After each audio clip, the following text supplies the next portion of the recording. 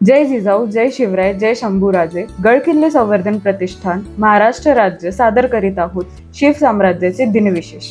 30 April इसवी सन 1664. सुरत लुटीचे पडसाद. इसवी सन 1664 साली छत्रपती शिवाजी महाराजांनी सुरत लुटली. या लुटीत अगणित द्रव्य महाराजांना लाभले. दुसरीकडे या घटनेने औरंगजेबाचा तीळ पापड उडाला.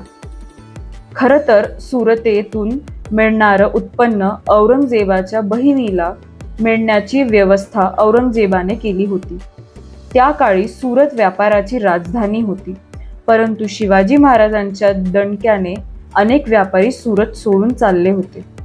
यावर तोडगा म्हणून औरंगजेबाने मोठ्या उदारपणे एक वर्षभर इंग्रजांना व इतर सर्व व्यापाऱ्यांना जकात माफ करण्याचा हुकूम काढला. एवढेच नाही तर पुढेही 1/4 जकात दर साल माफ होईल असे संकेत दिले. बंगालला लिहिलेल्या 30 एप्रिल इसवी सन 1664 पत्रात आपल्याला शहरातील व्यापाऱ्यांना उत्तेजन मिळावे व झालेल्या नुकसानाची भरपाई व्हावी म्हणून 1 वर्षाच्या जकाती औरंगजेबाने माफ केल्यास असे लिहिले आहे. 30 एप्रिल इसवी सन 1665. दाऊद खानाचा किल्ले राजगडावर हल्ला. मिर्झा जयसिंगाच्या नेतृत्वाखाली सुमारे 7000 स्वराज्य बेचिराख करण्यास पाठवून दिले. महाराज यास सुमारे राजगडावर असताना राजगडाला मोगली वेढा पडल्यावर मराठ्यांचा प्रतिकार कसा होईल? मराठ्यांनी असा काय तिखट प्रतिकार केला की मोगल सैन्य जेवढे पुढे आले होते तेवढेच मागे सरकले. राजगडावरून पद्मावती, संजीवनी माचीवरून आग ओकणाऱ्या तोफा, बाणांचा अचूक वेध, बंदुकीच्या माऱ्यांचा पाऊस अशा मराठी रेट्यासमोर मोगली सैन्य टिकेनास झाले. निरुपाय होऊन दाऊद खान 2 कोस मागे हटला. 30 एप्रिल इसवी सन 1674. एप्रिल 1674ला छत्रपती शिवाजी महाराजांनी इंग्रज कंपनीस खालील खणखणीत निरोप पाठविला. सिद्धीला बंदरात जागा दिल्यास की तुमच्याशी युद्ध करून बादशाही आरमार जाळण्याचा शक्य तितकं प्रयत्न करीन आणि मुंबई बेट घेण्याकरिता डचांना 10,000 सैन्याची कुमुक करीन. याकरता आपण सिद्धीला प्रवेश मुळीच देता कामा नये. छत्रपती शिवाजी महाराजांच्या या धमकीमुळे मुंबईकर इंग्रज भयभीत झाले. त्यांनी 30 एप्रिल 1674 रोजी सुरतेस पत्र लिहून छत्रपती शिवाजी महाराज कशा रीतीने इंग्रजास त्रास देणार आहेत याबद्दल कळविले. यानंतर छत्रपती शिवाजी महाराजांनी आपल्या सहीचे करारनामे इंग्रजांस पाठवले. त्याचे भाषांतर केल्यानंतर इंग्रजांच्या लक्षात आले की छत्रपती शिवाजी महाराजांच्या काही अटी जाचक आहेत. त्यानंतर हेन्री ऑक्झिंडनला छत्रपती शिवाजी महाराजांशी तहाचे बाबतीत सूचना देऊन रायगडी राज्याभिषेक समारंभात जाण्यास निरोप दिला. 30 एप्रिल इसवी सन 1684.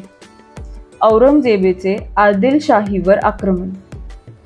औरंगजेब बादशहाचे आज्ञापत्र स्थानिक शक्तींवर नियंत्रण ठेवण्यासाठी उपयोग व्हावा म्हणून शहाजहाने आदिलशाही व कुतुबशाही ही मांडलिक राज्ये खालसा न करण्याचा निर्णय घेतला होता. औरंगजेब बादशहाने एकदा ही राज्ये खालसा करण्याचा प्रयत्न करून पाहिला, पण तो अयशस्वी ठरला. कारण शहाजहानची औरंगजेबास अडचण येत होती. नंतर महाराज छत्रपती झाल्याने औरंगजेब बादशहाची अजूनच अडचण झाली. कारण विजापूरचा प्रदेश जिंकून महाराज हद्द वाढवून राज्याचा विस्तार करीत होते. मात्र महाराजांच्या महानिर्वाणानंतर पुन्हा एकदा उचल खाल्ली. धर्माचे वेड औरंगजेब बादशहास स्वस्थ बसू देत नव्हते. अशातच औरंगजेब बादशहाचा मुलगा अकबर छत्रपती शिवाजी महाराजांकडे येऊन राहिल्याने औरंगजेब बादशहाच्या अडचणीत अजून भर पडत होती. या परिस्थितीतून मार्ग काढण्यासाठी सिकंदर आदिलशहाच औरंगजेबाने अज्ञात पत्र लिहिले. सिकंदर हा वयाने लहान असल्याने सिकंदराचा कारभारी रुस्तम खानास औरंगजेबाने बादशहाने आज्ञापत्र लिहिले. त्यानुसार पहिलं, स्वारी खर्च व रसद काही सबब न सांगता पोहोचविणे. दुसरं, आपल्या मुलखातून रसद येण्या जाण्याचा मार्ग मोकळा ठेवणे. तिसरा, गरज असेल तेव्हा मोगलांची मदत करणे.